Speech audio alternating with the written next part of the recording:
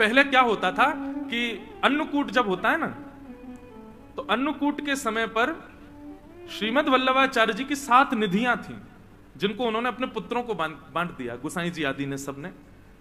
एक निधि वहीं श्रीनाथ जी के बगल में विराज रहे हैं श्री विठलनाथ जी। फिर आप जो पुष्टि मार्गी होंगे उनको पता होगा, कोई सूरत में विराजते हैं, कोई बड़ौदा में विराजते हैं, कोई कहीं कहीं, ऐसे सब जगह सारे ठाकुर जी विराजमान है। हमारे गोकुल में है, गोवर्धन में है। तो अन्नकूट के समय पे क्या होता था, 7 ठाकुर जी नाथ द्वार आते थे और श्रीनाथ जी के ही अगल बगल में 7 ठाकुर जी एक सिंहासन पर विराजते और एक साथ सबका अन्नकूट होता था। बहुत ध्यान से सुनिएगा। आज भी नाथ द्वार में नियम है कि जब ठाकुर जी का भोग लगता है ना, तो ऊपर अटारी पर बैठ करके सेनाई बजाई जाती है, नगाड़े बजाए जाते हैं, समझ जाओ कि ठाकुर जी का भोग लग रहा है। तो अन्नकूट के समय पर 7 ठाकुर जी आए और श्रीनाथ जी के सामने अन्नकूट रखा गया। बढ़िया प्रेम से ठाकुर जी ने आरोगने के बाद अन्नकूट आदि सब समेट दिया। 7 निधि अपने अपने स्थान को चले गए। तो एक दिन रात्रि में शयन कराने के बाद जैसे ही मुखिया जी, जो पुजारी जी हैं, वो अपने शयन में गए, तो ठाकुर जी स्वप्न में आ गए श्रीनाथ जी, और स्वप्न में ऐसे आके बैठ गए रूठ के। तो गोसाई जी बोले, मुखिया जी बोले, जय जय, कहाँ भयो, आप उदास लग रहे हो, तो कमी रह गई, कल तो अन्नकूट पायो आपने, चकाचक भोजन किया है, अब तो आनंद आ रहा होगा।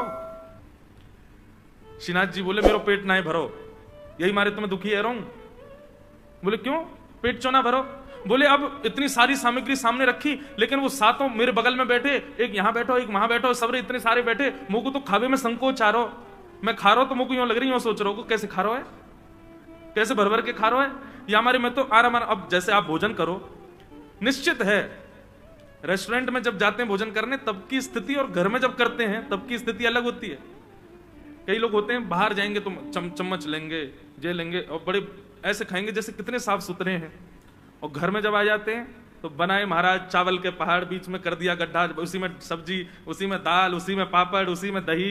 एक हमारे साथ एक पंडित जी हैं, वो विचित्र हैं, वो चावल में दाल डालते हैं, फिर घी डालते हैं, फिर चीनी डालते हैं। दाल चीनी, घी चीनी डाल के कौन खाता भाई, हैं विशिष्ट ऐसे ऐसे पंडित जी हमारे। तो जब आप सहजता में प्रेम से खा रहे होते हो तब आप ये विचार नहीं करते कहां गिर रहा है, कहां कैसे, आप बस पाते हो प्रेम से। लेकिन 4 लोग बैठे हो तो निश्चित है कि आपका मन भी होगा तो आपको नहीं नहीं बस ठीक है, इतना ही रहने दो। ठाकुर जी बोले, मेरो पेट ही ना भरो, मुंह क्यों लग रही, जन कहा सोचेंगे सबरे अगल बगल में बैठे। बोले कैसे भर भर खा रहा है। श्रीनाथ जी से कही, बोले आज्ञा करो जय जय, फिर कहा करूं। बोले एक काम करो, मेरो एक और अन्नकूट करो, और अब की बार कोई को बताइयो मत, एक गुपचुप अन्नकूट करो। और सुनो, ये जो तुम अटारी पे नगाड़े वारे बैठा दे, कहो सबरी पूरी दुनिया पता चल जाए कि मैं भोजन कर रहा हूं, इनको भी अंदर कमरा में बैठा दो, कोई को पता नहीं चलना चाहिए मेरा अन्नकूट है रो। तो इसलिए नाथ द्वार में आज भी 2 बार अन्नकूट होता है। एक बार तो पूरे विश्व को पता रहता है कि ठाकुर जी का अन्नकूट हो रहा है, और एक बार पड़ोसियों को भी नहीं पता होता और श्रीनाथ जी का अन्नकूट हो जाता है। तो उस अन्नकूट का भाव क्या, बोले ठाकुर जी प्रेम से पाते हैं अकेले बैठ करके। इसलिए भैया पर्दा किया करो, ठाकुर जी को अपनी प्राइवेसी चाहिए, उनको अच्छा लगता है। अब हम कथा सुनाने आते हैं, 4 घंटे कोई नहीं जाएगा हमारे लाल जी के कमरे में, तो हमारा भाव क्या रहता है, ठाकुर जी बढ़िया टांग पे टांग धर के पौड़ गए होंगे, बढ़िया डिब्बा, आप सब लोग मिठाई के लाओ तो खोल खोल के देखते होंगे कौन कहा ले क्या आयो, या मैं सीधे खा लूं। मधुमंगल, श्रीदामा, तनसुका, मनसुका सब आ जाते होंगे कमरा में, खूब बिस्तर पर कूदते होंगे, तकियान एक दूसरे को मारते होंगे, और जैसे यहाँ आरती होती होगी फिर ऐसे खड़े हो जाते होंगे, हाँ, अब आवे वारो सहज हो जाओ। तो इसलिए ठाकुर जी को थोड़ा एकांत दो, ठाकुर जी को कभी पर्दा करो, कभी ऐसे करो, उसमें ये भाव मत रखो अकेले रह जाएंगे, नहीं, उनको एकांत की स्थिति कभी कभी प्रिय है, लेकिन कभी कभी, रोज नहीं। तो ऐसी बात है भैया, सेवा में सदैव याद रखो जो आपको अच्छा लगता है वो ठाकुर जी को करना नहीं है, ठाकुर जी को जिसमें सुख मिले वो उनको पधराओ, वो उनको प्रदान करो। कई लोग होते हैं हमें तो ऐसे ही अच्छा लगता है, आपके अच्छे लगने के लिए ठाकुर जी हैं क्या? ठाकुर जी को जिसमें रुचि लगे वो ठाकुर जी को निवेदित करो। कथा क्रम में चलें। कल हम आप सब लोगों ने श्रवण किया कि श्रीमद् भागवत की रचना हुई, और श्रीमद् भागवत जी की रचना में प्रधानता पंचम पुरुषार्थ प्रेम की है। वेदव्यास जी ने भागवत की रचना की और वही भागवत की सुंदर गाथा अपने पुत्र श्री सुखदेव जी को अर्पित की। सुखदेव जी ने यह कथा जाकर के परीक्षित को सुनाई। प्रश्न हुआ परीक्षित कौन है? तो यहां से अब महाभारत का थोड़ा प्रसंग आता है कि यदा मृधे कौरव संजयाना वीर स्वथो वीर गतिम गतेषु ब्रको दरावे दगदा विमर्श ब्रगनो रुदंडे धृतराष्ट्रपुत्रे। महाभारत का युद्ध अपने, बिल्कुल आप लोग सावधानी से सुनिएगा, अपनी अंतिम स्थिति में चल रहा था। दुर्योधन और भीम के बीच में युद्ध चल रहा था। तभी भीम ने दुर्योधन को मारने के लिए अपनी गदा का प्रहार उसकी जंघा पर किया। नाभि से नीचे प्रहार करना युद्ध में मना है, लेकिन भीम ने जंघा पर प्रहार किया। क्यों? सबको कथा पता है कि दुर्योधन का पूरा अंग जो है ना वो लोहे के समान है, उसको मारा नहीं जा सकता। केवल उसके जंघा का भाग ही है, उसका कटी भाग ही एकमात्र है जो चैतन्य हमारी तरह है। बाकी उसका सर्वांगीण अंग दिखता हमारे जैसा है, लेकिन वो पूरा लोहे का है। क्योंकि गांधारी ने अपने संपूर्ण जीवन के नेत्रों की ऊर्जा अपने पुत्र को देखने के लिए निर्वस्त्र अवस्था में देख लिया था, लेकिन भगवान ने आकर के ऐसी युक्ति की कि दुर्योधन से कहा, अरे निर्वस्त्र जाओगे मां के सामने, कम से कम एक कौपीन तो धारण कर लो। तो केले का पत्ता आगे लगा लिया। जैसे गांधारी ने नेत्र खोल करके देखा, संपूर्ण अंग लोहे का हो गया, लेकिन उसकी जंघा का भाग जो है वो रह गया। गांधारी ने डांटा, बोले ये तू केले का पत्ता लपेट के क्यों आया? बोले मां आपके सामने निर्वस्त्र थोड़ी आऊंगा। वही दुर्योधन के वध का कारण बना। भीम ने अपनी गदा का प्रहार दुर्योधन की जंघा पर किया और जंघा टूटते ही दुर्योधन गिर पड़ा। महाभारत का युद्ध पांडव जीत गए। पांडव अपने विजय का आनंद कर रहे थे। भगवान ने संपूर्ण पांडवों को उत्सव मनाने के लिए कहा कि कल उत्सव मनाएंगे, अभी रात्रि विश्राम करो। लेकिन तभी अर्धरात्रि में दुर्योधन ने गुरुपुत्र अश्वत्थामा को भेज दिया, जाओ सोते हुए पांचों पांडवों को मार दो। यदि हम हस्तिनापुर की गद्दी पर नहीं बैठेंगे तो ये भी नहीं बैठेंगे।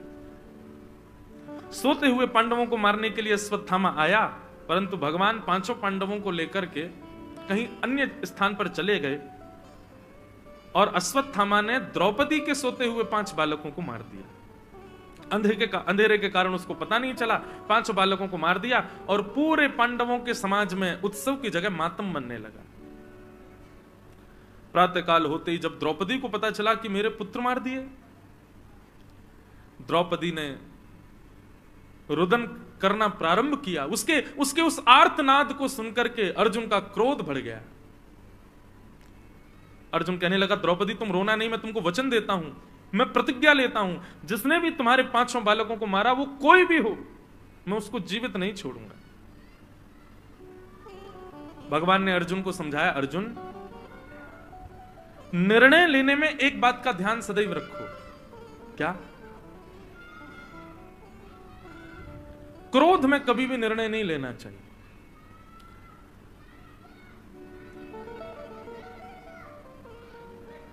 सब लोग सावधानी से सुनो, इधर देखो। क्या बता रहा था मैं? क्रोध में खेल रहे हैं क्या बच्चे? वाह भैया। तो मैं ये कह रहा था, क्रोध में निर्णय नहीं। जो लोग कहते हैं महाराज जी क्रोध कम करना चाहते हैं, क्या करें, क्रोध कैसे कम होगा? 2 उपाय हैं। पहला, जैसे ही क्रोध आए मौन हो जाओ। भाई थोड़ा तो कुछ करना पड़ेगा। अब आप चाह रहे हो कि कोई जड़ी बूटी मिल जाए उससे क्रोध कम हो जाए, तो ऐसे तो होगा नहीं। थोड़ी प्रक्रिया तो आपको करनी पड़ेगी। तो जब क्रोध आए तब मौन हो जाओ, बोलो नहीं। क्योंकि क्रोध का सबसे पहला प्रभाव, दुष्प्रभाव आपकी जीभ पर होता है। और उस समय आप ऐसी भाषा का भी प्रयोग कर देते हैं जो आपने कभी नहीं बोली है। देखो, या तो जीवन में सत्संग इतना होना चाहिए कि क्रोध भी आए तो आपकी भाषा डगमगाए ना, लेकिन इतना सत्संग जीवन में नहीं है, इतना हमने अभी सत्संग किया नहीं है, तो क्रोध आने पर अपनी जीव को शांत कर लो, बस मौन हो जाओ, कैसे भी करके टेप लगा लो, मुट्ठियां बांध लो, बोले बोलना नहीं है कुछ भी, बस। दूसरी बात, क्रोध में कुछ भी हो जाए पर कभी भी कोई निर्णय मत लीजिए, क्योंकि क्रोध के समय पर आपका सर्वांगीण अंग, आपके समस्त विचार, आपकी हर स्थिति तामसिक हो जाती है, और तामसिक स्थिति में जब आप निर्णय लेते हैं तो वो आपका कभी कल्याण नहीं करेगी। आज तक भी कई लोग पछताते हैं कि हमने उस समय ऐसा निर्णय क्यों लिया, क्रोध के कारण हमने ऐसा क्यों बोला, वो क्षमा मांगते हैं, बाद में बोध होता है उनको कि हम गलत थे। इसलिए क्रोध में भैया ये दो काम कर लो, एक तो मौन हो जाओ, दूसरी बात कोई निर्णय मत लीजिए। निर्णय तभी लीजिए जब आपका क्रोध शांत हो जाए। क्रोध कैसा होना चाहिए, मैं अपनी कथाओं में कहा करता हूं, जल के जैसा। पानी का स्वभाव है कि जितनी देर उसको अग्नि के ऊपर रखोगे उतनी देर ही गर्म रहता है, पर अग्नि से जैसे ही अलग कर दोगे धीरे धीरे धीरे धीरे अपने आप शांत हो जाता है। कई लोग क्या होता है कि किसी बात से नाराज हो गए, बच्चे ने कुछ तोड़ दिया, अब नाराज हो गए, गुस्सा आ गया, तो जब टूटी हुई वस्तु देखी तो स्वाभाविक है क्रोध आ गया आपको, आपने उस समय थोड़ा उल्टा सीधा कुछ कह दिया या कुछ कर दिया, ठीक है, लेकिन अब वो गिलास साफ कर दिया गया, स्थिति शांत हो गई, बच्चा बेचारा रो लिया, क्षमा मांग ली, सब कर ली, लेकिन अब 3 दिन हो गए, अब गुस्सा ही बैठे हो, उसी बात से ही नाराज बैठे हो, ये क्रोध गलत है। जब स्थिति समाप्त हो जाए तो आपका क्रोध भी समाप्त हो जाना चाहिए। पर जो लोग क्रोध में आकर के वर्षों वर्ष तक क्रोध रहता है, वर्ष तक किसी को क्षमा नहीं करते, वर्ष तक क्रोध में ही रहते हैं, अरे इसने ऐसा किया था मेरे साथ में, ये उचित नहीं है। क्रोध जल के जैसा होना चाहिए, आपका स्वभाव जल के जैसा होना चाहिए। ताप लगी है तो गर्म हो गए, लेकिन ताप से आपको कोई विलक करे तो अपने आप शांत हो जाओ। क्रोध में निर्णय मत लीजिएगा। अर्जुन को भगवान रोकने लगे, अर्जुन निर्णय मत लो, लेकिन अर्जुन नहीं माना। पांडव पक्ष के 3 लोग बचे थे, उनमें से एक अश्वत्थामा था, अश्वत्थामा को पकड़ करके अर्जुन ने बंदी बना दिया और द्रौपदी के सामने प्रस्तुत कर दिया, बोले ये है तुम्हारे बालकों का हत्यारा।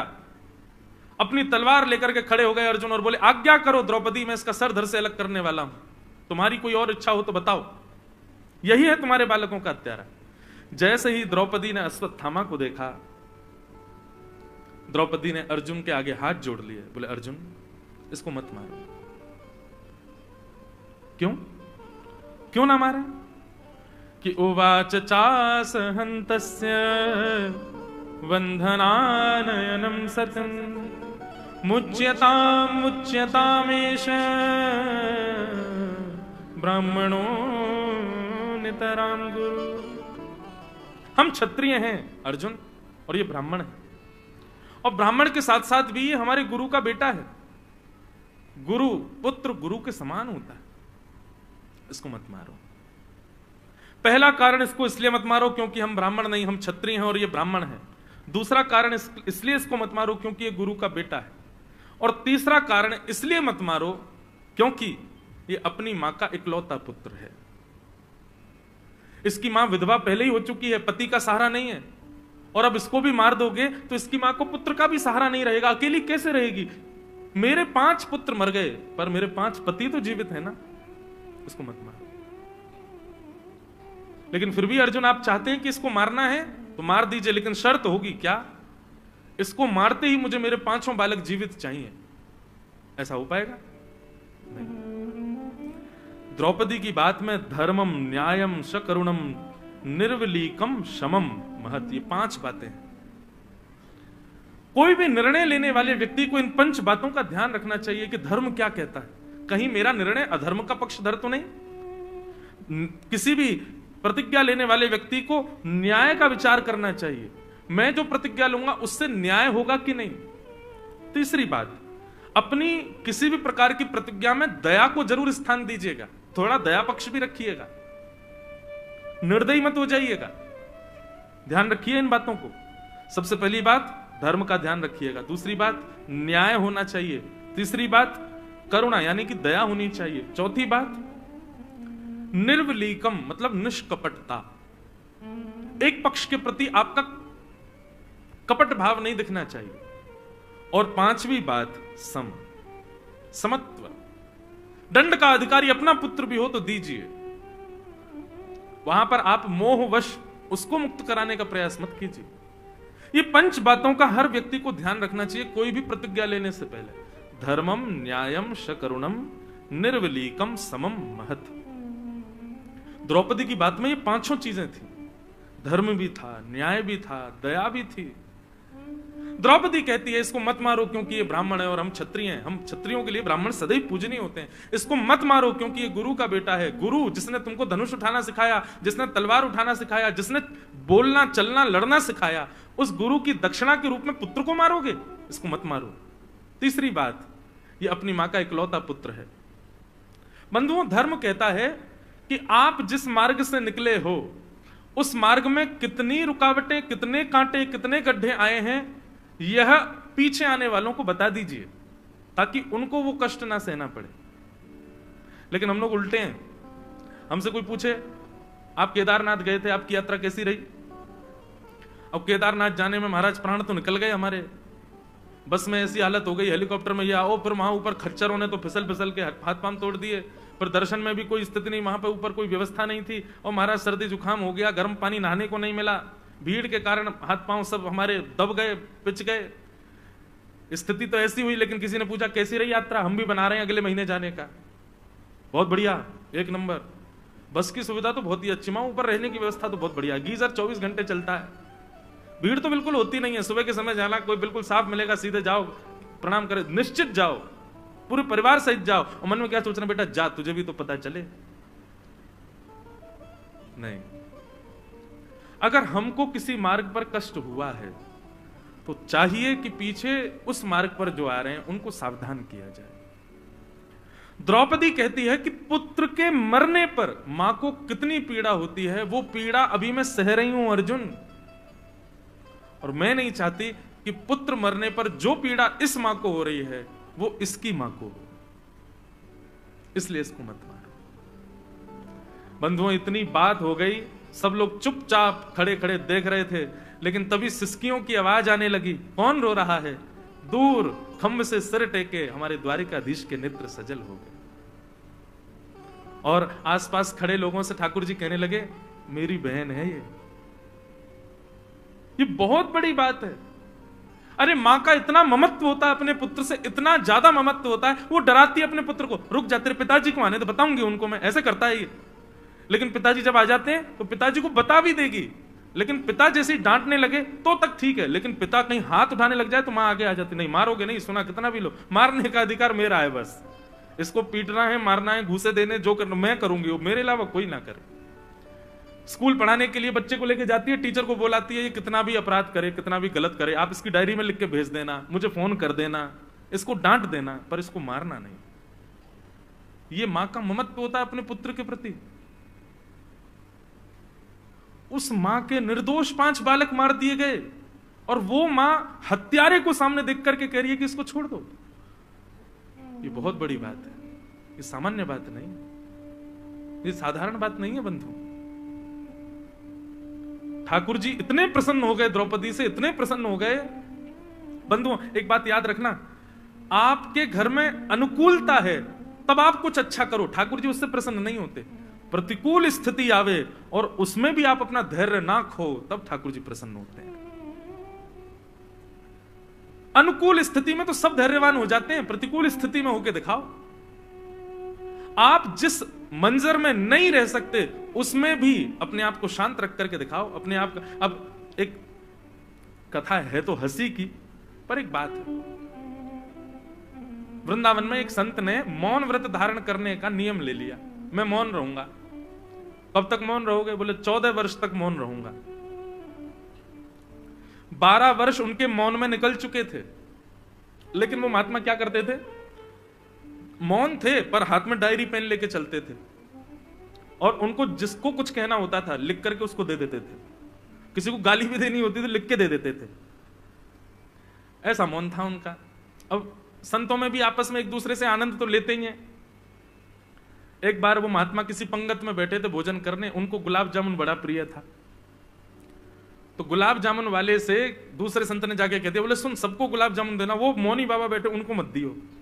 बोले वो तो गुलाब जामुन के बड़े प्रेमी है, 4 पहले ही रखवा लेते हैं। बोले इसीलिए तो कह रहे हैं उनको मत दियो। बोल वो पाएंगे नहीं, तू देना नहीं उनको। अब लेकर के गुलाब जामुन भोग, गुलाब जामुन प्रसाद सबको देते देते जैसे बाबा के पास गए, बाबा तो उसी की प्रतीक्षा कर रहे थे। अच्छा बाबा नहीं चाहिए, आगे चले गए। बाबा तो मौन, कुछ कह तो सकते नहीं। देखने लगे उसको, बोले चला गया, दिख नहीं गया। घूम करके बेचारा पूरी पंगत में फिर से जैसे ही आया, तो बाबा ने पूड़ी भी नहीं खाई, अभी ऐसे ही बैठे थे तान के, बोले अब के दे के जाएगा। जैसे ही आया, बाबा गुलाब जामुन, अच्छा अभी ये नहीं खाया, इसके बाद पाओगे, ठीक है बाबा ठीक है, आगे चले गए। 3-4 बार उस व्यक्ति ने गुलाब जामुन दिखा करके भी नहीं दिया। 5वीं बार जब वो आए तो बाबा क्रोध में तिल मिला रहे थे, बोल सकते नहीं कुछ भी, और बाकी के महात्मा आनंद ले रहे थे, बोले अब आएगा आनंद। जैसे ही गुलाब जामुन लेके आया तो बाबा उसका हाथ पकड़ दिया। अच्छा बाबा ठीक है, अभी थोड़ी देर में लेके आऊं। आगे जैसे निकला, बाबा खड़े हो गए, बोले इधर दे रहा उधर दे रहा, बीच में क्यों नहीं रख रहा, यहां क्यों नहीं दे रहा मेरी पत्तल पर। सब बोले बाबा मौन।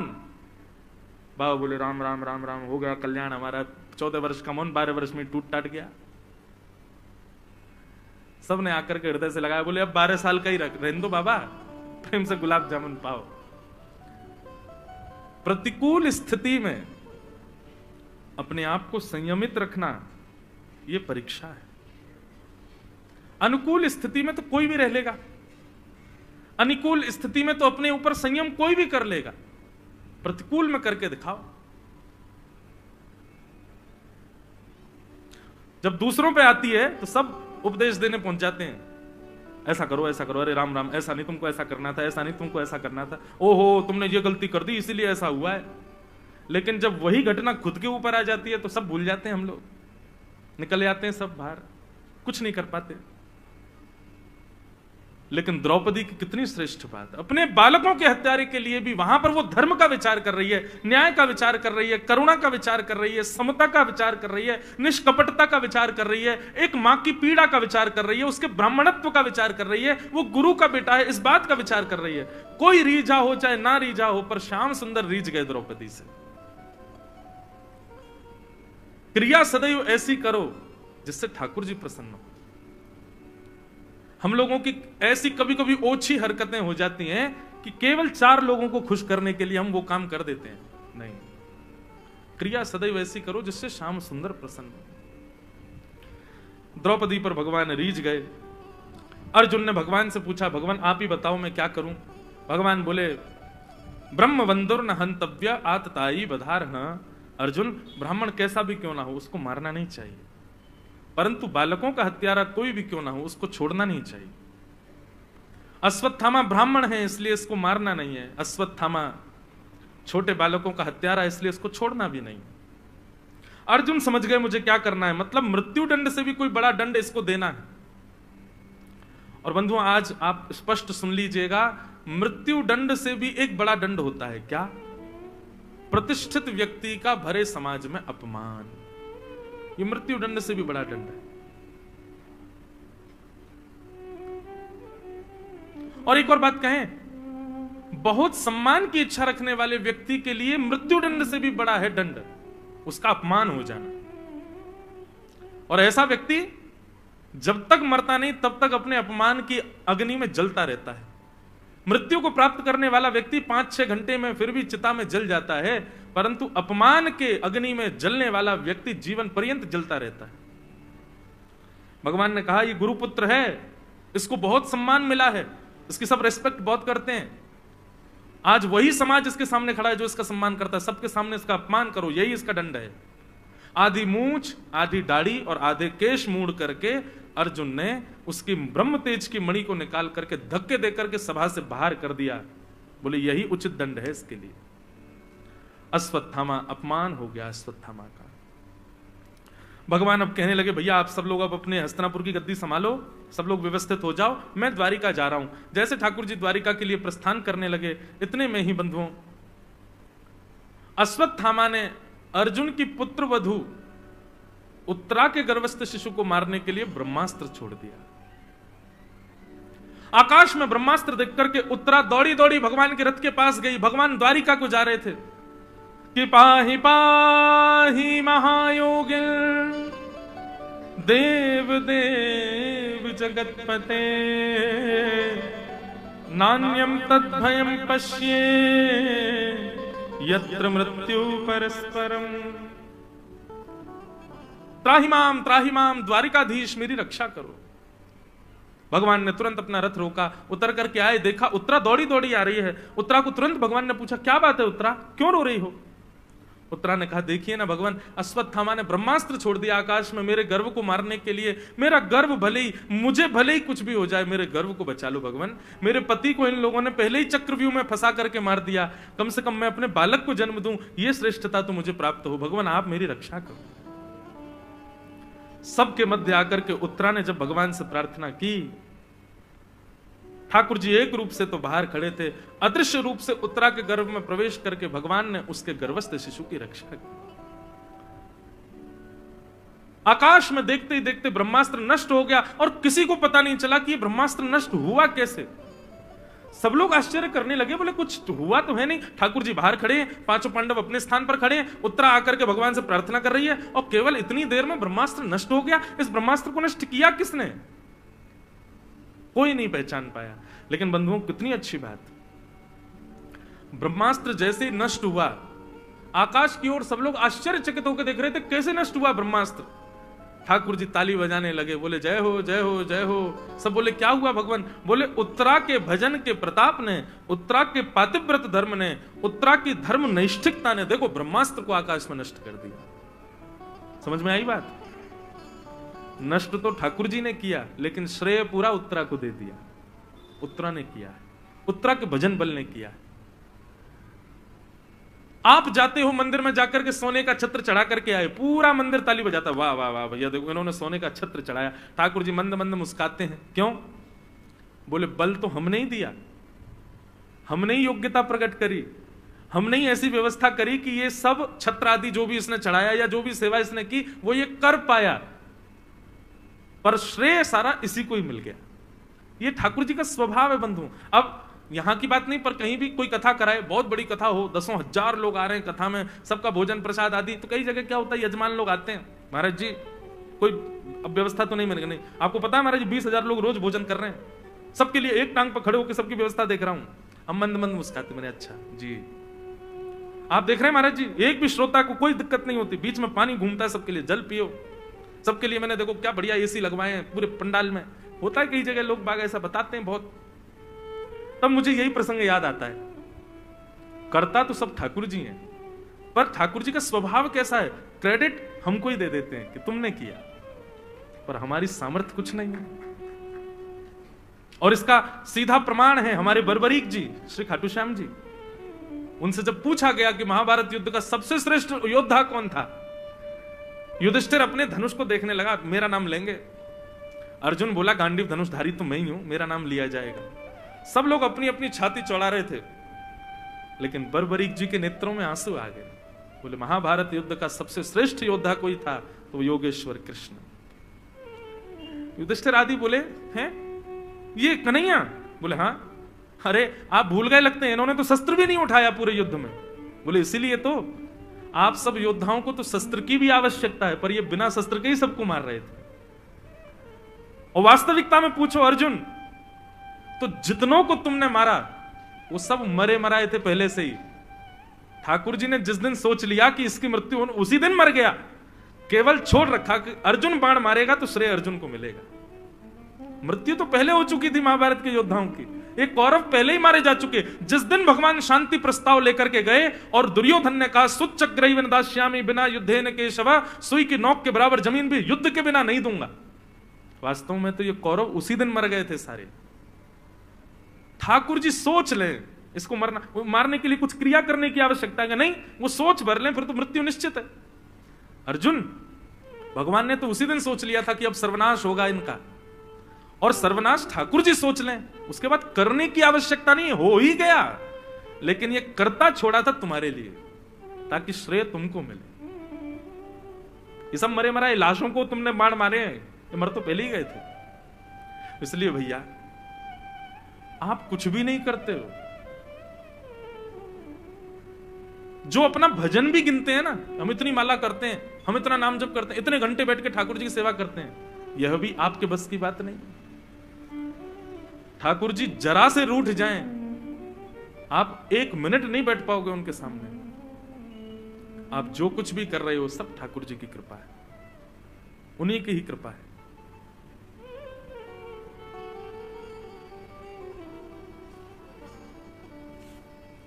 भगवान ने श्रेय दे दिया उत्तरा को।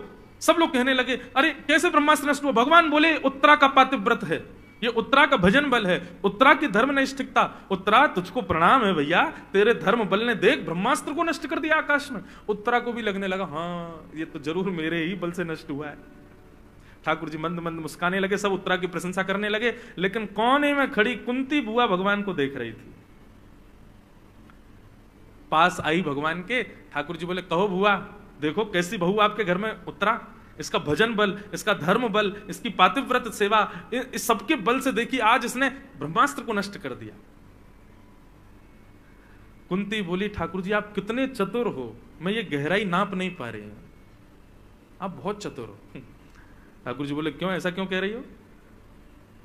बोले मुझे सब पता है, उत्तरा के गर्भ के शिशु को उसके धर्म बल ने नहीं बचाया। यदि उसका धर्म बल भजन बल में इतनी सामर्थ होती ना तो अभिमन्यु जीवित खड़ा होता है यहां पर।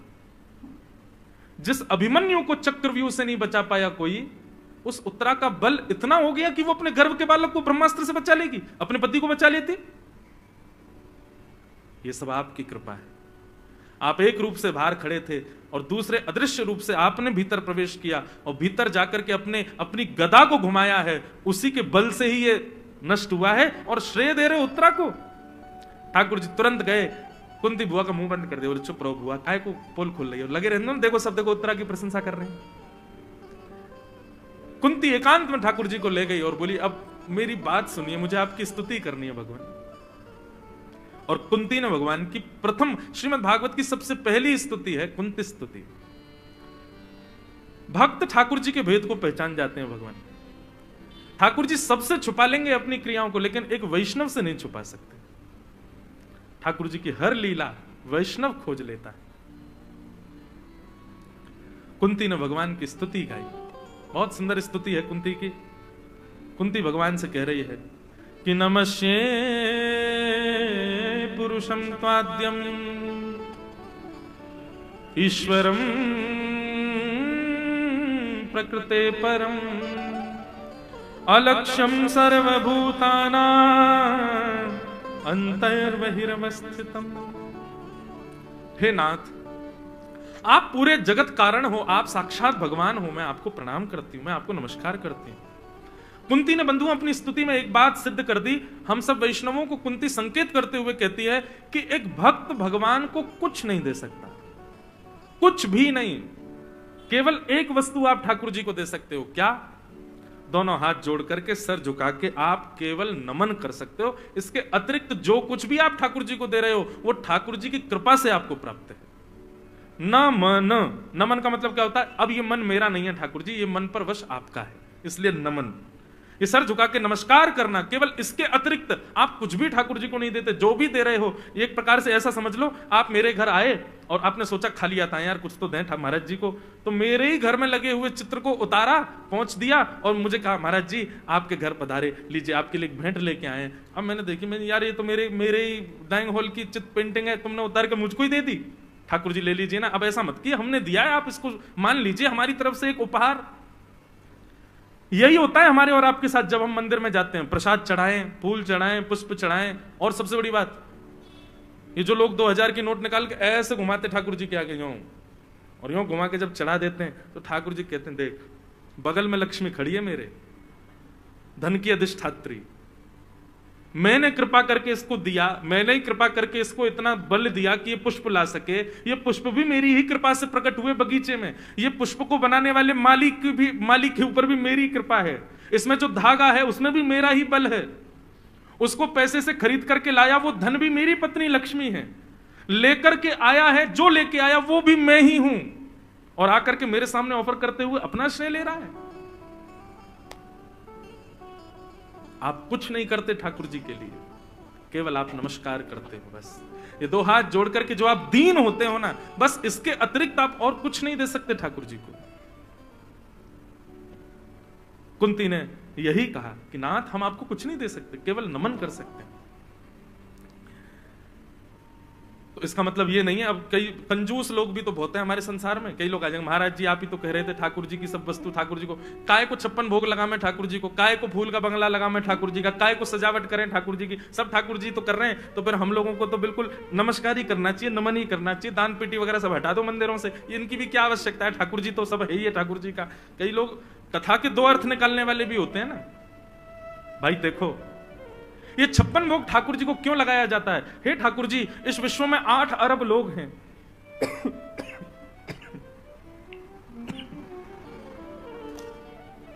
ध्यान से सुनिए।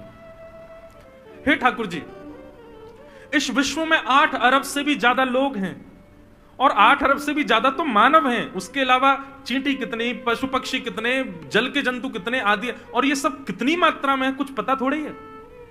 परंतु भगवान, ये सारा विश्व आपके गर्भ में रहता है। हम आपको 56 भोग लगा करके ये निवेदित करते हैं, भगवान आप पूरे हमारे 56 भोग को स्वीकार करो। ये 56 भोग आपके जब गर्भ में जाए, पूरा विश्व का कोई भी व्यक्ति भूखा ना रहे। आप